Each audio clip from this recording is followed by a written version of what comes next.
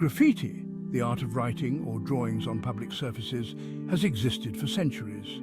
However, the modern form of graffiti we know today originated in New York City in the late 1960s. From its humble beginnings in the subway tunnels of New York, graffiti art quickly spread to other major cities across the United States. By the 1980s, it had become a global phenomenon, reaching cities as far afield as Adelaide, Australia. This rapid proliferation was fueled by a number of factors, including the rise of hip-hop culture, the availability of affordable spray paint, and the inherent human desire for self-expression. The evolution of graffiti from simple tags to elaborate murals is a testament to the creativity and skill of its practitioners. Early graffiti often consisted of simple signatures or tags, which served as a way for individuals to mark their territory and gain recognition within their communities. As the art form developed, artists began to experiment with different styles, techniques and materials, resulting in the creation of increasingly complex and visually stunning pieces. From stylized lettering and cartoon characters to intricate portraits and abstract designs, graffiti has become a powerful form of visual communication that transcends linguistic and cultural barriers.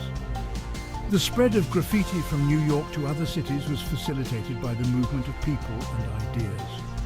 As individuals traveled and interacted with others, they brought with them their own unique styles and perspectives, contributing to the development of regional variations in graffiti art. The advent of the internet and social media further accelerated the dissemination of graffiti culture, allowing artists from around the world to connect, share their work, and inspire one another. Today, graffiti can be found in virtually every corner of the globe, from the bustling streets of Tokyo to the ancient walls of Rome. Trains have long been favoured canvases for graffiti artists for a number of reasons. Firstly, the large flat surfaces of train cars provide ample space for artists to create their work. Unlike walls or other stationary objects, trains offer a vast, uninterrupted canvas that allows for the creation of large-scale murals and intricate designs. The smooth, metallic surfaces of train cars also lend themselves well to spray paint, which adheres easily and provides vibrant, long-lasting colour. Secondly, trains are inherently mobile, meaning that graffiti painted on them can be seen by a wide audience as they travel through the city. For graffiti artists, this mobility is essential, as it allows them to showcase their work to a much larger audience than would be possible with stationary art. Each train journey becomes a mobile exhibition, transporting the artist's message and aesthetic across the urban landscape. This element of movement adds an exciting dimension to graffiti, transforming it into a dynamic and ever-changing art form. Finally, the act of painting graffiti on trains is often seen as a daring and rebellious act, which appeals to the anti-establishment ethos that is often associated with graffiti culture. Trains are highly visible and heavily guarded, making them a challenging and risky target for graffiti artists. The very act of painting on a train is a statement of defiance against authority and a celebration of the artist's ability to subvert the rules and regulations that govern public space. This element of risk and rebellion is an integral part of the allure of train graffiti, adding to its mystique and intrigue. Train graffiti transforms the urban environment into a dynamic art gallery, with each train journey serving as a mobile exhibition. As trains travel through the city, they carry with them the artwork of countless graffiti artists, exposing a diverse audience to a constantly changing display of creativity and expression. This mobility is one of the defining characteristics of train graffiti, distinguishing it from other forms of street art that are confined to specific locations. The transient nature of train graffiti adds an element of serendipity to the viewing experience. Unlike traditional art galleries, where visitors can choose what they want to see, the audience for train graffiti is often unaware of what they will encounter. Each train journey holds the potential for a unique and unexpected artistic encounter, adding an element of surprise and delight to the daily commute. This element of chance makes train graffiti a truly democratic art form, accessible to anyone who happens to be in the right place at the right time. Furthermore, the movement of trains across the cityscape allows graffiti artists to reach a diverse audience that might not otherwise have access to art. Train graffiti transcends socio-economic barriers, bringing art to the streets and public spaces where it can be enjoyed by people from all walks of life. This accessibility is one of the most powerful aspects of train graffiti, making it a truly public art form that can be appreciated by everyone. The perception of graffiti as art or vandalism is a subject of ongoing debate. For some, graffiti is a valid form of artistic expression, showcasing creativity, skill, and social commentary. They see the vibrant colours, intricate designs, and thought-provoking messages as enhancements to the urban environment, challenging traditional notions of art and its place in society. Others view graffiti as a form of vandalism, defacing public property and creating an atmosphere of blight and decay.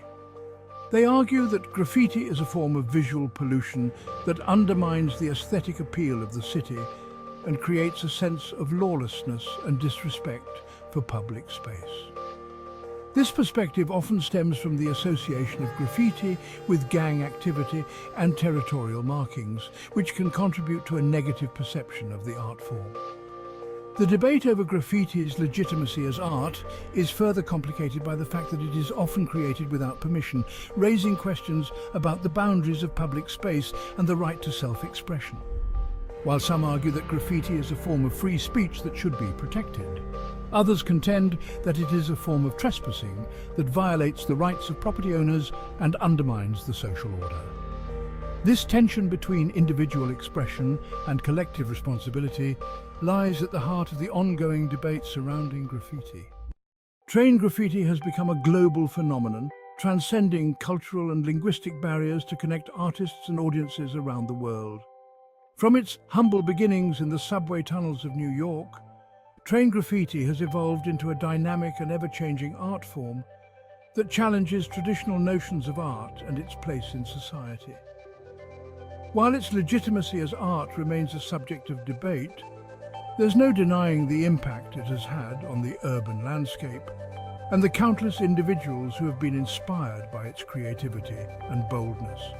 The global reach of train graffiti is a testament to its power as a form of visual communication that transcends cultural differences. Despite variations in style and technique from one city to the next, the underlying message of self-expression, rebellion, and the desire to leave one's mark on the world remains constant. This shared language of creativity and defiance unites graffiti artists across geographical boundaries, fostering a sense of community and shared purpose. As train graffiti continues to evolve and spread, it will undoubtedly face new challenges and opportunities.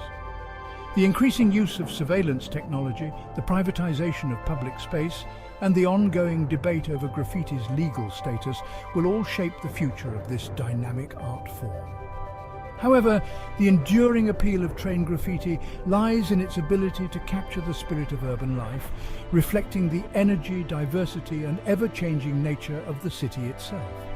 In a world increasingly dominated by digital technology and virtual experiences, train graffiti offers a tangible and immediate connection to the physical world, reminding us of the power of art to transform our surroundings and inspire our imaginations. Ironically, the same society that often condemns graffiti as vandalism readily accepts the ubiquitous presence of corporate advertising in public spaces. Billboards, posters, and other forms of commercial messaging are pervasive features of the urban landscape, yet they rarely elicit the same level of outrage as graffiti. This hypocrisy highlights the double standard that often exists in our perception of art and advertising. Consider, for example, the iconic golden arches of McDonald's. This corporate logo is plastered on buildings, billboards, and vehicles around the world, saturating our visual field with its commercial message. While few would argue that the McDonald's logo is a form of high art, it is nonetheless a powerful symbol that has become deeply ingrained in our collective consciousness. Its ubiquity raises questions about the nature of public space and the extent to which it can be appropriated for commercial purposes. The contrast between our acceptance of corporate advertising and our condemnation of graffiti reveals a fundamental inconsistency in our values. While we readily embrace the commercialization of public space, we often resist the intrusion of art that challenges the status quo or expresses alternative viewpoints. This double standard suggests that our aversion to graffiti may stem not from its aesthetic qualities, but from its potential to disrupt the dominant cultural narrative.